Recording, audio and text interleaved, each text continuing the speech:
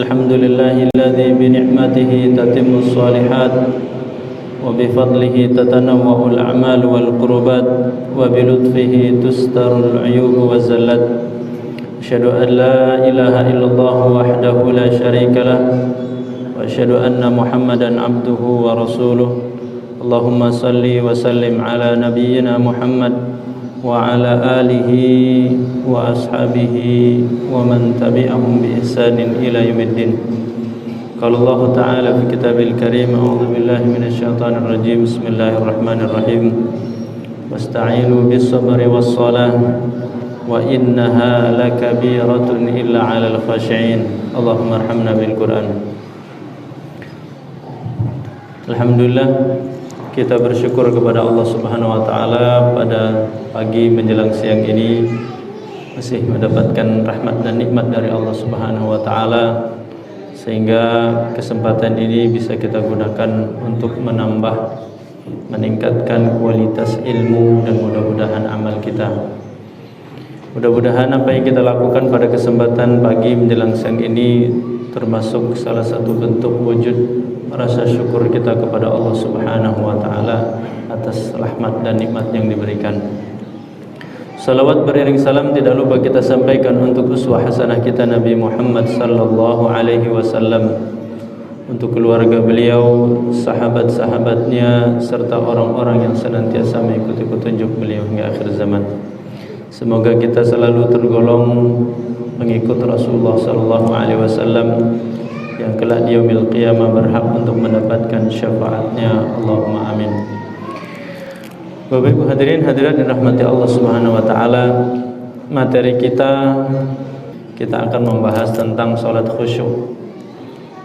Sesungguhnya materi ini adalah menjadi evaluasi bagi saya pribadi dan tentu bagi kita bersama, evaluasi betapa sulitnya materi ini. Kalau secara teori insyaallah bisa kita bahas, secara teori insyaallah bisa kita ilmui, tetapi berkaitan dengan praktek dan amalan, sesungguhnya salat khusyuk ini sangat berat dan sulit dilakukan.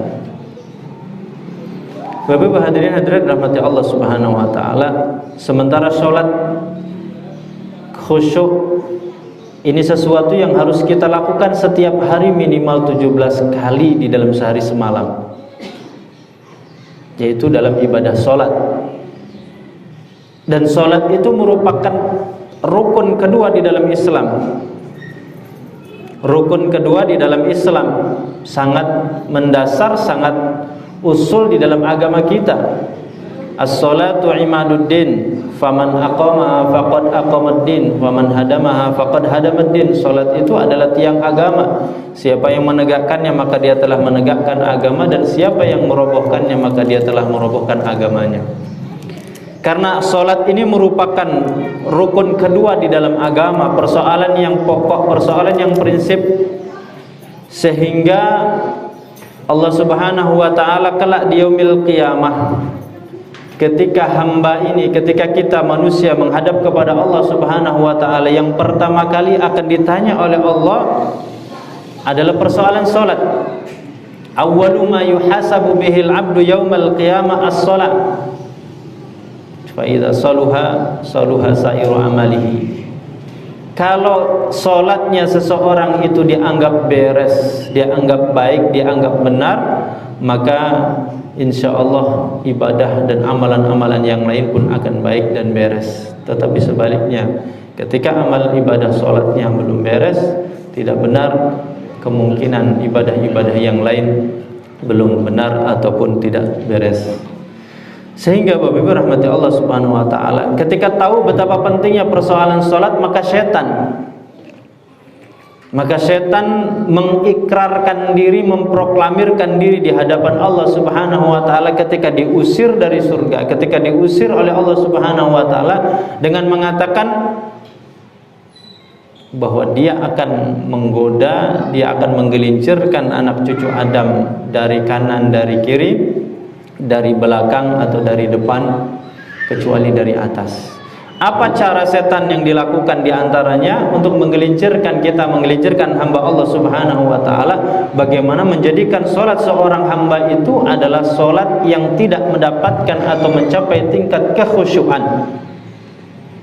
Bagaimana solat yang dilakukan setiap hari minimal 17 kali, minimal 17 rakaat, 17 rakaat atau 17 kali, itu bagaimana solatnya itu hanya sekedar gerakan, hanya sekedar bacaan, tetapi tidak mendapatkan kekhusyuan. Ini cara setan, upaya setan. Setiap hari bagaimana menggelincirkan, bagaimana menggoda hamba ini, menggoda kita supaya solat, ibadah solat kita ini adalah hanya sekedar simbol gerakan rutinitas saja, tetapi tidak mendapatkan kekhusyuan. Bapak berahmati Allah Subhanahu wa ta'ala, maka di sini pentingnya kita membahas tentang bagaimana menuju sholat khusyuk. Sekali lagi, ini sebenarnya evaluasi. Saya pribadi merasakan terkadang untuk mendapatkan khusyuknya sholat ini sulit. Sebelum kita membahas tentang bagaimana upaya hal-hal yang berkaitan dengan mencapai kekhusyuan di dalam sholat, kita dudukkan terlebih dahulu sebenarnya hukum khusyuk dalam sholat itu seperti apa. Ini tinjauannya, tinjauan fikihnya. Tinjauannya dari sisi fikih. Ini Bapak-Ibu rahmati Allah Subhanahu wa ta'ala, saya sengaja bikin slide biar saya ngomongnya agak santai, biar tidak terlalu streng, biar tidak terlalu menggebu-gebu, dan saya juga ngomongnya agak irit. Kalau ini tidak pakai slide, ngomong terus, itu biasanya nguras tenaga itu. Tapi kalau pakai slide kita santai ya. Jadi pertama kita dudukkan dulu sebenarnya khusyuk dalam sholat itu secara hukum fikih seperti apa. Ternyata di kalangan ulama madhab, di kalangan ulama fikih, persoalan khusyuk dalam sholat itu ada dua pendapat. Pendapat mayoritas ulama disebut dengan jumhurul ulama atau jumhur ahlul ilmi. Mayoritas ulama berpendapat bahwa khusyuk dalam sholat itu hukumnya sunnah muakkadah. Sunnah muakkadah, sunnah yang ditekankan, dikuatkan. Sunnah muakkadah. Tetapi sebagian ulama yang lain berpendapat bahwa khusyuk dalam sholat itu wajib. Khusyuk dalam sholat itu hukumnya wajib, harus. Apa konsekuensi akibat dari dua pendapat ini? Kalau pendapat pertama, konsekuensinya orang kemudian tidak mendapatkan kesempurnaan, tidak mendapatkan kekhusyuan sholat secara utuh, secara penuh khusyuk dari awal sampai akhir. Bahkan dari awal sampai akhirnya, atau mungkin separuh sholat, atau mungkin sepertiga sholatnya dia tidak mendapatkan khusyuk, maka itu tidak membatalkan sholat dia. Tidak ada kewajiban bagi dia untuk mengulang sholatnya, karena status hukumnya sunnah muakkadah, sunnah yang ditekankan, dianjurkan, dikuatkan. Tetapi kalau ternyata orang tidak mendapatkannya, tidak melakukannya, maka tidak mengharuskan orang itu mengulang sholatnya. Sholatnya tetap sah, sholatnya tidak batal dan tidak perlu lagi untuk mengulanginya.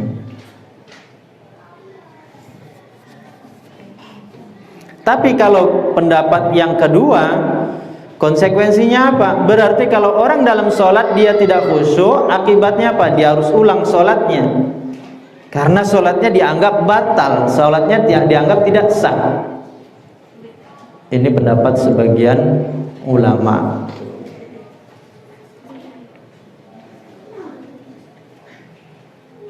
Lalu Bapak Ibu hadirin hadirat rahmati Allah Subhanahu wa ta'ala, kira-kira pendapat yang keberapa yang akan kita ambil?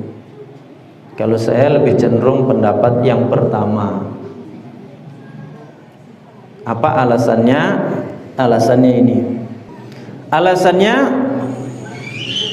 maaf ini agak terpotong, anhu ini ternyata sahabat Anas maksudnya ya. Anhu ini darinya yang dimaksud ini sahabat Anas. Berarti yang menceritakan ini adalah sahabat Anas bin Malik radhiyallahu anhu.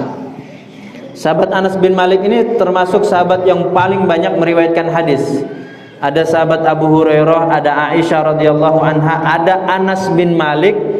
Ini sahabat-sahabat yang banyak meriwayatkan hadis. Kenapa? Sahabat Anas ini pernah melayani, pernah membantu Rasulullah Shallallahu Alaihi Wasallam selama 8 tahun. Maka wajar dia banyak tahu banyak tahu hadis dari Rasulullah SAW. Jadi yang kita maksud anhu, darinya itu maksudnya dari sahabat Anas. Dari sahabat Anas bin Malik radhiyallahu anhu, qala, beliau berkata, kana kiramun li Aisyah radhiyallahu anha satarat bihi janiba baitiha. Faqala laha an-nabiy sallallahu alaihi wasallam amiti anna qiramaki hadha fa innahu la tazalu tasawwiruhu ta'ridu li fi salati, rawahul Bukhari. Hadis ini ada dalam kitab Sahih Bukhari. Kata sahabat Anas bin Malik radhiyallahu anhu, beliau menceritakan Aisyah itu punya semacam kain satir, kain pembatas, kain satir, atau mungkin bisa diartikan semacam gorden rumah. Digunakan oleh Aisyah satarat bihi janiba baitaha, digunakan oleh Aisyah untuk menutup salah satu sisi tembok rumahnya. Faqala lahan Nabi sallallahu alaihi wasallam, lalu Rasulullah SAW berkata kepada Aisyah, amiti anna qiramaki, wahai Aisyah, tolong singkirkan. Tolong singkirkan, amiti itu singkirkan. Tolong singkirkan, tolong lepas, tolong hilangkan dari kami, dari kita. Maksudnya dari Rasulullah SAW, qiramaki, satir, kain satir kamu ini. Fa innahu la tazalu tasawwiruhu, sebab kain satir ini terus-terusan gambarnya ta'ridu li fi sholati, gambarnya itu kebayang-bayang dalam sholat saya. Kebayang-bayang, kepikiran dalam sholatku. Coba ini Bapak Ibu rahmati Allah Subhanahu wa taala, bayangkan ini Rasulullah loh. Rasulullah ngelihat gambar, ngelihat lukisan, itu bisa kebayang-bayang dalam sholat. Apalagi kita. Kenapa Rasulullah memerintahkan Aisyah melepas kain satir tadi? Karena kain satir tadi bergambar, ada gambarnya atau ada lukisannya atau mungkin ada tulisannya. Kenapa itu tulisan, gambar atau lukisan? Kata Rasulullah, tasawwiruhu ta'ridu li fi sholati, gambarnya itu, lukisannya itu kebayang-bayang, terbayang-bayang dalam apa? Dalam sholat saya.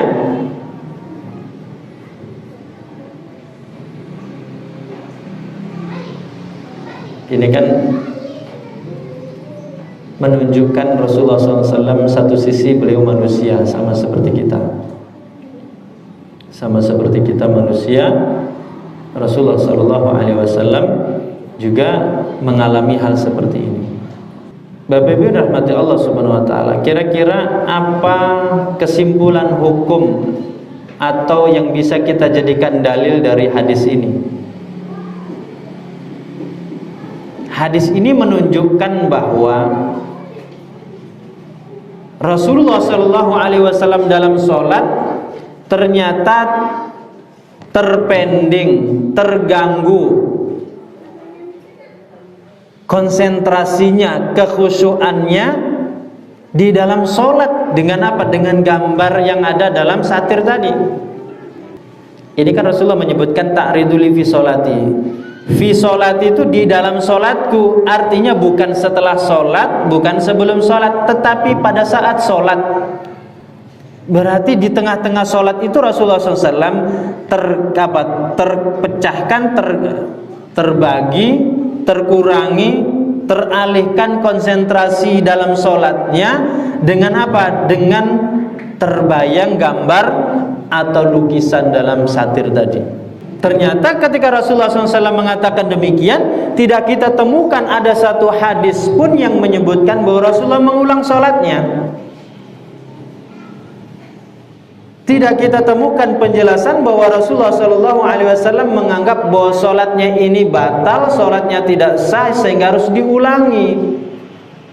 Sebenarnya Rasulullah SAW merasakan bahwa sholat beliau itu terganggu konsentrasinya.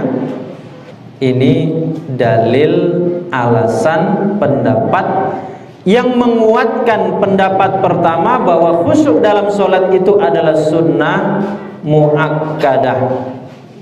Oleh karenanya dalam pembahasan fikih tidak ada syarat sahnya sholat itu apa? Khusyuk. Ya, diulang kira-kira Bapak-Ibu. Ibu-ibu, ada yang bisa menyebutkan syarat sahnya sholat apa saja? Ada syarat wajib. Kalau syarat wajib itu terkait dengan orangnya, berarti dia harus muslim, balik, berakal, kan gitu. Itu syarat berkait dengan orang. Ini syarat sah dalam pelaksanaan, berarti harus apa? Toharoh. Orang nggak bersuci, nggak suci pakaiannya, nggak suci tempatnya, nggak suci orangnya, maka itu tidak sah. Pertama, toharoh. Syarat kedua apa? Menghadap kiblat. Menghadap kiblat. Kalau kita ya kiblatnya ke arah barat pokoknya. Kemudian yang ketiga apa? Menutup aurat. Menutup aurat. Ya. Yang keempat terakhir apa? Ada orang sholat zuhur ternyata jam 10 pagi, sah nggak? Berarti harus masuk waktu. Sholat apa? Sholat isya ternyata sholat maghrib ternyata masih jam 5, berarti belum masuk waktunya. Dari 4 tadi, pertama toharoh, yang kedua menghadap kiblat, yang ketiga menutup aurat, yang keempat masuk waktunya, nggak ada disebutkan di situ khusyuk. Sehingga karena dia tidak termasuk syarat sahnya sholat dan juga praktek pengalaman Rasulullah SAW dalam hadis Sahih Bukhari ini menunjukkan Rasulullah tidak mengulang, maka secara hukum fikih, dari tinjauan hukum fikih, maka sholat secara khusyuk itu bukan menjadi syarat, bukan menjadi wajib, tetapi sunnah muakkadah.